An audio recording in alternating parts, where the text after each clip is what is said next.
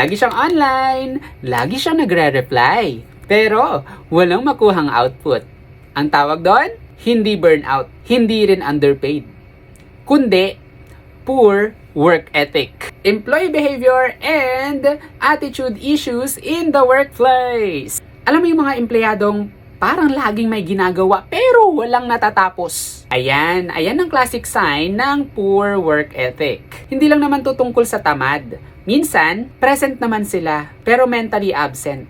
Pasok ng pasok pero wala namang makontribute. Laging may excuse, laging may delay, lagi na lang, next week na lang yan. Poor work ethic looks like this. Hindi marunong mag-initiative. Kailangan laging sabihan bago kumilos. Paulit-ulit yung pagkakamali pero walang effort matuto. Laging late. Or worse, on time nga pero laging naka-cellphone at nasa CR for break.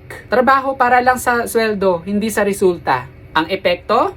Domino effect. Yung iba, napipilitang mag-adjust. Tumatagal ang projects at ang moral, bagsak. Kasi unfair, di ba? Yung masisipag sila yung lumalaban para sa delay ng iba.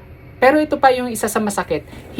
Madalas hindi aware ang mga tao na meron silang poor work ethic. Feeling niya okay lang kasi wala namang nagre-reklamo. Pero hindi rin naman kasi lahat ng problema sinasabi kaagad. Yung iba, tahimik lang habang naghahanap na ng ibang trabaho.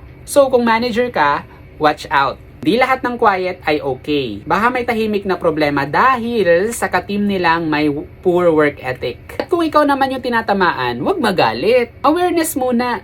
Kasi good news, work ethic can be fixed. Discipline lang, consistency, and the mindset na hindi lang nagtatrabaho, kundi nakikipag-collaborate.